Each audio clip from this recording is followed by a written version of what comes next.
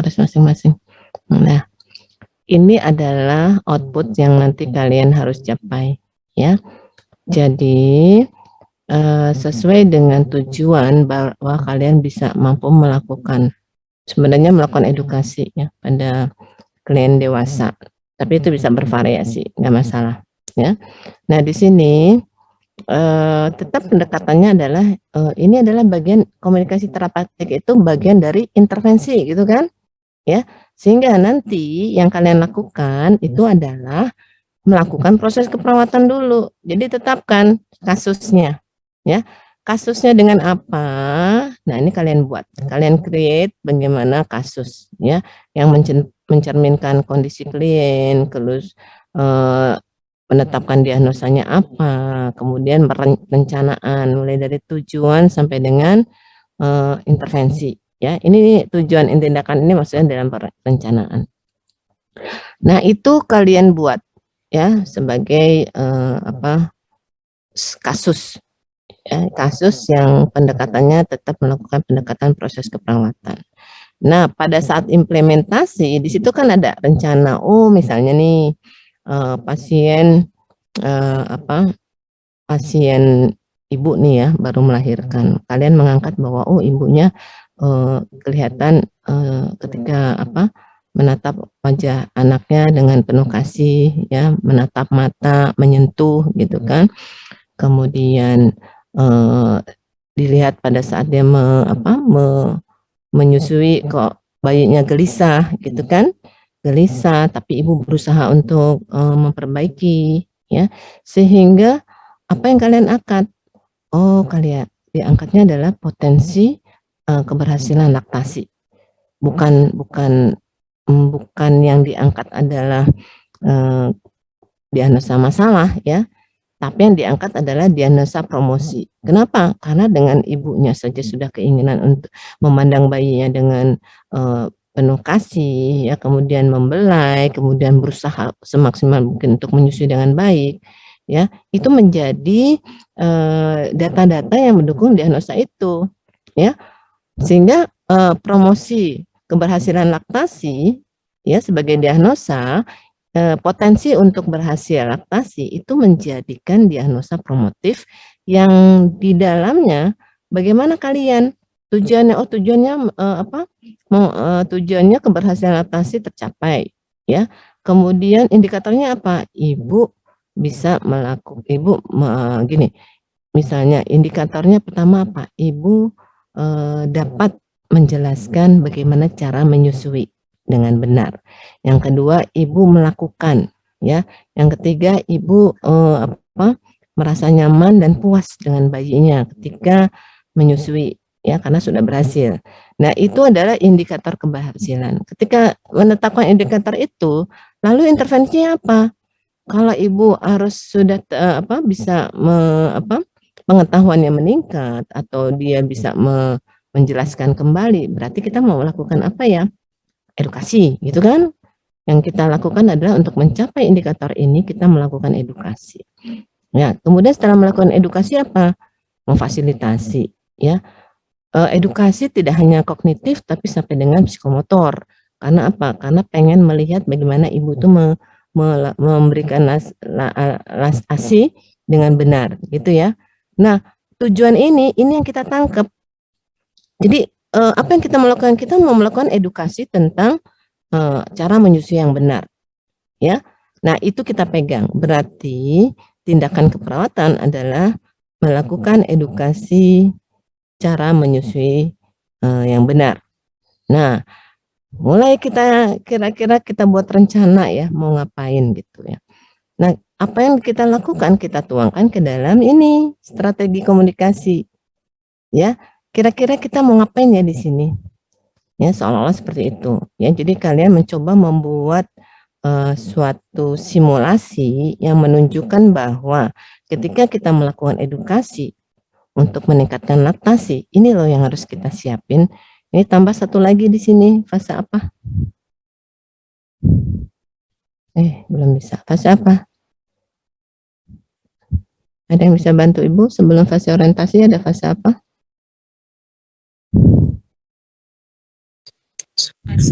Interaksi ya, Bu.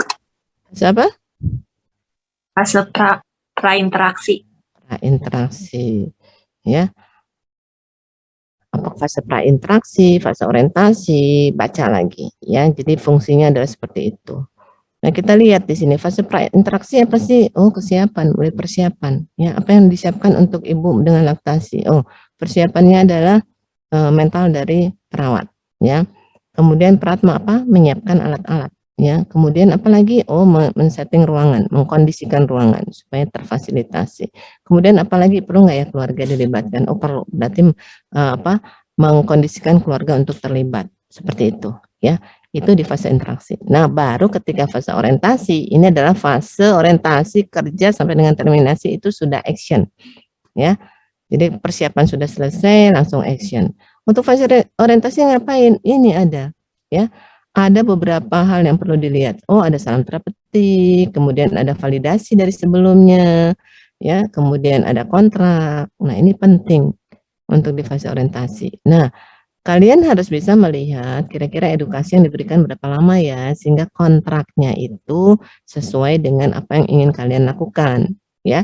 Jangan kalian tahu bahwa misalnya intervensi ini 20 menit, terus kalian bilang, Bu, kita sebentar aja ya, Bu, 15 menit selesai, padahal kalian tahu intervensinya aja 20 menit gitu, ya. Jadi harus rasional, harus logik dari segi menetapkan waktu, ya. Dan disepakati nantinya bahwa waktu yang diberikan itu ibu bisa, ya, atau masukin prainteraksi sebelumnya, kontrak waktu sebelumnya dengan ibu. Ibu bersedia nggak kalau kita apa bicara tentang bagaimana apa menyusui dengan benar itu sebelum proses ini. Jadi di fase prainteraksi itu bisa juga, ya. Nah, itu menjadi bekal untuk melakukan intervensi, ya. Jadi kalau bicara bedanya dengan kontrak di sini, ya kontrak di sini adalah kontrak ketika melakukan. Tetapi di fase prainteraksi, kontraknya adalah kontrak janjian, ya, kapan kita mau melakukan ini. Gitu ya. Nah, ini fase kerja. Apa yang di fase kerja? Semua ini, ya, baik fase orientasi, kerja maupun terminasi, isinya adalah komunikasi terapeutik. Ya, tadi yang kalian sebutkan teknik komunikasi dari A sampai Z itu kalian terapkan, ya. Nah, ketika waktu kontrak memberikan salam, kenapa ngomongnya gini, ya? Ketika kita memberikan salam, wajah kita melihat wajah dia. Jadi itu yang harusnya nanti muncul, ya. Jadi ketika membuat SP, kalian harus identifikasi verbalnya, kemudian non verbalnya juga diidentifikasi, ya. Jadi kita combine antara verbal dengan non verbal itu cocok nggak gitu, ya. Jadi ketika misalnya kalian buat kolom aja, misalnya kolom ini ya interaksi dari perawat ngomong apa, gesturnya seperti apa, kemudian nanti si pasiennya ngomong apa, ya. Jadi respon yang diharapkan kepada pasien bisa dituangkan. Apa yang akan dijawab? Nanti kalau si kalian gini, ini kayak membuat skenario gitu, ya. Kalian setting sesuai dengan tuntutan kasus. Seperti itu ya. Jadi kalian akan membuat berbagai situasi yang kira-kira sesuai dengan kasusnya, ya. Nah, seperti itu jadi kalian tahu, oh kalau pasiennya misalnya nih, pasien dengan depresi, ya. Ketika dikasih salam dia diem aja, kemudian ketika ditanya dia diem aja, nah terus mau ngomong apa nih perawat, ya seperti itu.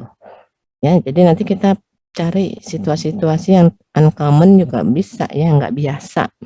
Supaya kalian bisa melihat berapa strategi sih yang harus kita lakukan, ya. Nah, itu tugas kalian. Jadi nanti dalam kelompok sampai dengan fase terminasi, ya. Oke, nah terus begini. SAP ini tidak hanya sekedar SAP, tapi kalian harus punya analisis, ya. Nah, analisisnya gimana? Kita coba lihat analisisnya di sini juga boleh sih, ya. Misalnya katakanlah gini, ya. Kalian buat coba ya, Ibu coba lihat. Sebentar. Contoh aja ya, contoh kita buat dengan SP-nya itu kita buat matrik deh, biar gampang gitu misalnya. Mana sih matrik? Ya, biar gampang nelaahnya kita coba buat matrik. Misalnya. Oh ya, kalau ada pertanyaan langsung ngacung ya. Nah, kita misalnya gini, fase. Katakanlah seperti ini, fase, kemudian interaksi ya. Interaksinya apa? Ya, interaksi, bicara interaksi, kemudian ada di sini masuk misalnya perawat. Kenapa nih?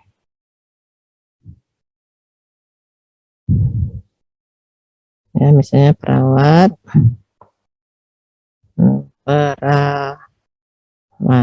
kita buat verbal, non verbal. Ya, kenapa Ibu buat seperti ini? Supaya kalian bisa mengangkat ya. Mesti gimana sih? Kan ada yang gini loh. Ada apa? Antara verbal sama non verbalnya itu nggak sinkron, ada nggak sih? Kalian senang tapi nangis. Ada itu mah ya. Kalian bicaranya apa? Marah tetapi tertawa. Nah, itu nggak sinkron ya. Nggak cocok. Tapi situasinya seperti apa? Nah, itu yang harus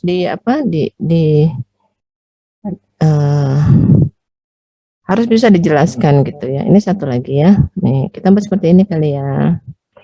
Biar kalian lebih. Nah, ini baru rasional. Penjelasan oke, rasional. Rasional tahu ya? Justifikasi ilmiah. Fase. Oke. Kita punya ini judulnya ya. Kalian boleh buat sih ya, ini kan dari Ibu ya. Ibu melihatnya kalau kalian buat seperti ini, kalian lebih mudah mengangkat ya. Nah, seperti ini ya. Fase apa? Nah, misalnya sini. Ini judul kan? Nah, judul rasionalnya. Kalian udah pinter kan buat tabel?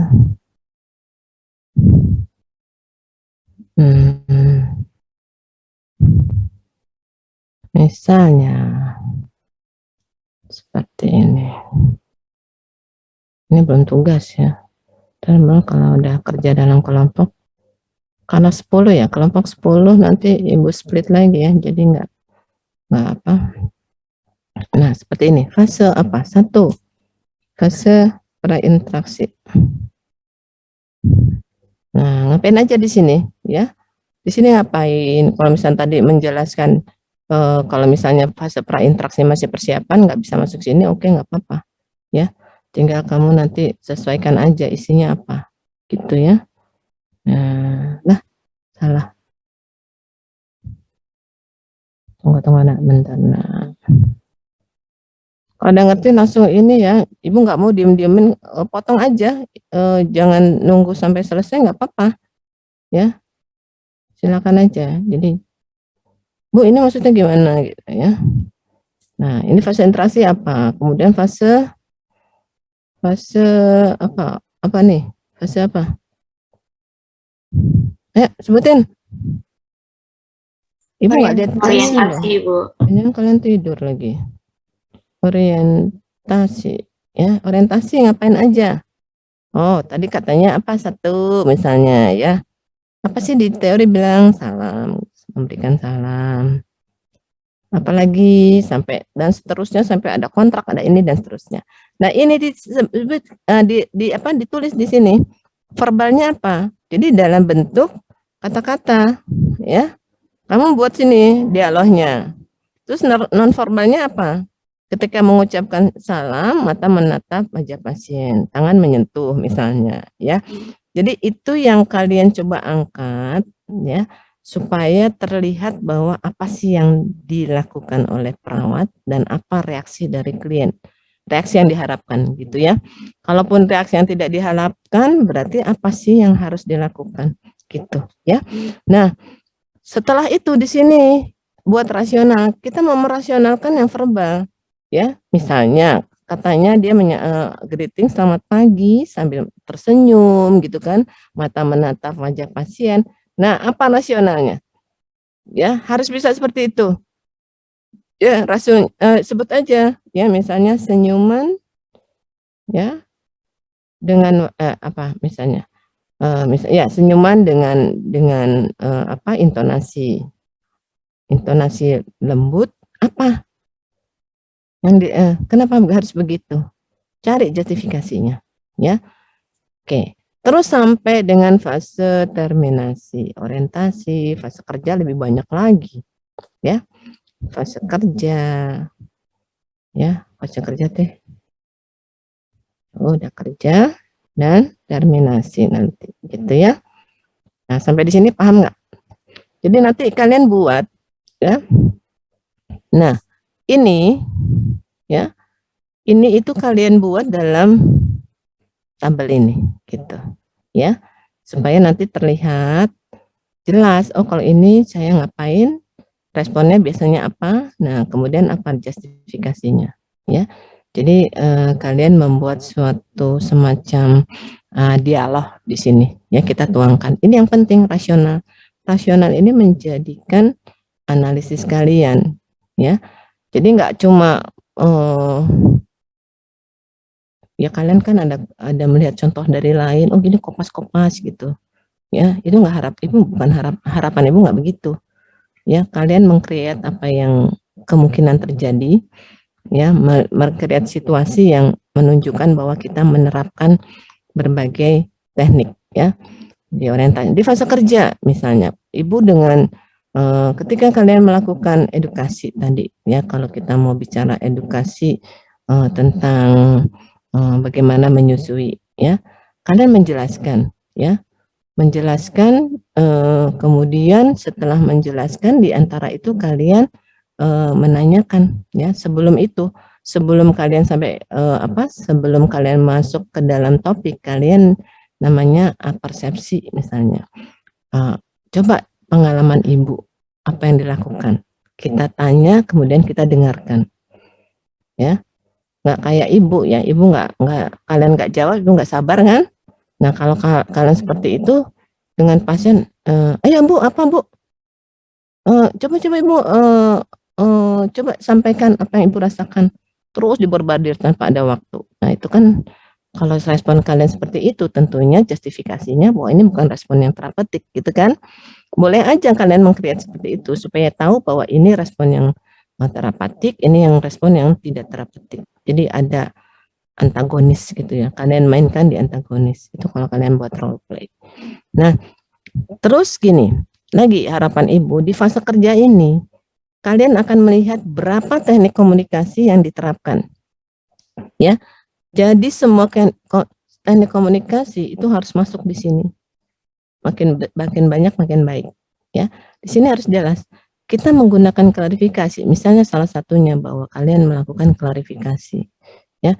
Nah klarifikasi dengan kata-kata ini tujuannya untuk apa ya, kenapa kalian lakukan ini gitu ya. Nah di sini akan tergambar kenapa kita menggunakan klarifikasi. Kemudian kenapa kita menggunakan refleksi misalnya, oh refleksi di terminasi ini kita mau refleksi. Seperti apa sih refleksi? Nah, kata-katanya seperti apa ketika melakukan refleksi? Nah, justifikasinya kalian sebutkan di sini ya, di rasional ini. Gitu ya. Nah, ini yang harus dikerjakan. Kira-kira bisa bisa dipahami nggak? Ya, gimana? Ada pertanyaan? Nah, sebelum sampai ke membuat SP ini, tentunya kalian harus bisa mengidentifikasi sedikitlah disenggol teorinya ya. Jadi di teorinya itu bicara karakteristik orang dewasa seperti apa ya.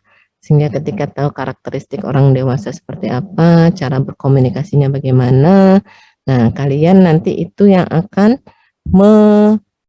membekali kalian untuk melakukan interaksi dengan orang dewasa ya. Jadi kalau orang dewasa, misalnya orang dewasa itu kan bisa berpikir abstrak, visionary, kemudian intelijen gitu ya. Terus kalian ketika memberikan edukasi ya pada ibu dengan latar belakang pendidikan S1, kalian memberikan dengan cara penjelasannya detail gitu, ngomong terus ya, nggak cocok ya. Kenapa? Karena kita tidak menganggap dia tahu ya. Padahal salah satu hal untuk edukasi itu prinsipnya kita mengenal dia dan mengetahui berapa besar dia pengetahuan yang akan kita berikan. Kalau ternyata dia mau, kita udah nggak usah lagi memberikan masukan, memberikan teori-teori. Sifatnya udah nggak seperti itu lagi. Tetapi apa? Diskusi, ya, diskusi sampai mendapatkan persepsi dia benar nggak sih tentang menyusui, ya. Yang kita tadi identifikasi bahwa pengetahuan itu perlu. Oke, pengetahuan yang mana? Mungkin ada yang mispersepsi. Saat itu kita diskusi, kita luruskan gitu ya. Itu kita bisa melihat pada orang dewasa itu karena apa? Karena orang dewasa itu tidak nol pengetahuannya. Ya, tapi untuk tahu benar nggak sih kan kita harus klarifikasi.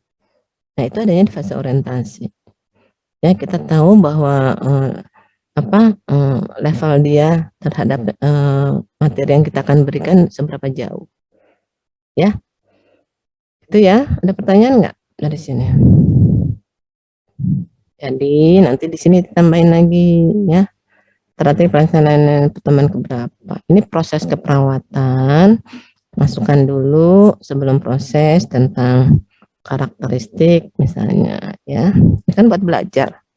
Kita tambahan ya, ini mah tambahan dari ibu aja supaya kalian proses belajarnya baik. Karakteristik tentang dewasa. Nah, ini kan karena tapi kalian ya. Itu kan? Dewasa. Nah, berarti di sini judulnya harus jelas ya. Oke, karakter orang dewasa. Nah, dari sini ada pertanyaan nggak sebelum ibu bagi tugas? Topik apa sih yang harus dicapai? Ya, ada pertanyaan? Aduh, nanya dong, jangan diam aja. Ibu nggak tahu kalian paham apa enggak yang pengen ibu sampaikan. Ya.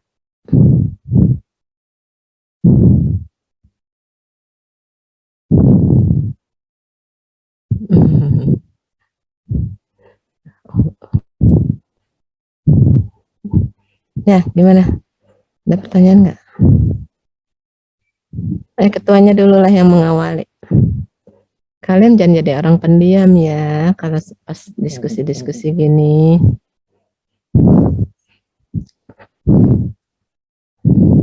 Ya, ada pertanyaan?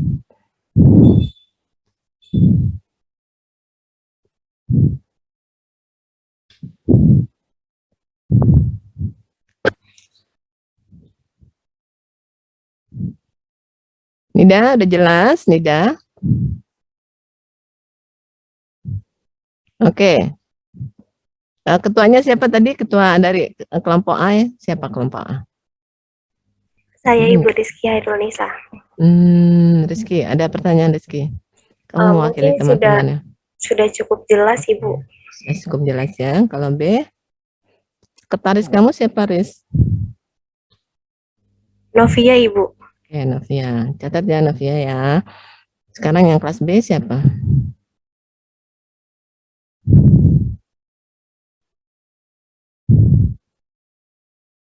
Kelas B. Mana? Izin masuk Ibu. Iya. Monika? Iya. Oke, Monika sekretarisnya? Sekretarisnya Nadila Ibu. Nadila, oke. Kemudian RKI? Nomor berapa? Siapa RKI yang jadi ketuanya? 0857. Yang bagus itu ada 1885. 900. Satu bocor. Siapa RKI ketuanya? Ya? Hartinanyu. Ketuanya, sekretarisnya? Sekretarisnya Salwa Putri. Kalian sudah masuk kuliah ya? Yang kelas berapa? Iya Ibu, kelas reguler sambil farmakologi. Farmakologi, Bu. Oh, ya ampun. Oke, sekarang gini deh. Yang berarti yang mau kuliah kelas A sama kelas B. Iya, Ibu. KI juga Ibu lagi Pancasila. Ya, Allah, ya udah gini ya. Lanjut aja kalian nanti progresnya gini. Kalian Ibu cepat aja ya. Kalian buat berapa kasus? Jadi ada 10 kan, ya. Coba di-split menjadi 3 ya, 3 untuk satu kelompok dan cari kasus ya. Kasus gini, kasus dengan masalah misalnya masalah dengan gangguan jiwa, kemudian masalah dengan childbearing itu antara ibu ya, ibu dan keluarga dari fase mulai kehamilan sampai dengan kelahiran ya, childbearing sampai punya anak. Pokoknya itu satu, kemudian yang satu lagi KMB dengan sakit ya. Jadi ketua-ketua ini bagi membuat kasus-kasus ini. Jadi kalian kaya untuk komunikasinya. Ibu rasa 3 orang cukup untuk mengembangkan kreativitas dari komunikasinya ya. Dan setiap kasus ini Ibu minta 10 teknik, minimal 10 teknik komunikasi terapeutik harus diterapkan ya. Itu akan terlihat nanti di rasional. Ini pakai ini, rasionalnya apa dan seterusnya. Oke ya. Intinya mudah aja kalian menerapkan teknik-teknik komunikasi terapeutik dengan melalui strategik SP tadi ya. Oke, jelas? Nanti ketua gini aja, ketua grup buat dia kelompok 3 ya supaya nanti mantau. Ibu bingung satu ngomong, satu itu bisa-bisa jadi ini yang mana yang mau jadi satu komunikasi. Saya rasa ketua grup sama sekretaris buat grup aja ya, khusus kelompok 3 dengan komunikasi ya, supaya komunikasi kita lancar. Oke, saya rasa cukup. Silakan gabung dengan mata kuliahnya masing-masing ya. Oke, selamat kuliah, jaga kesehatan.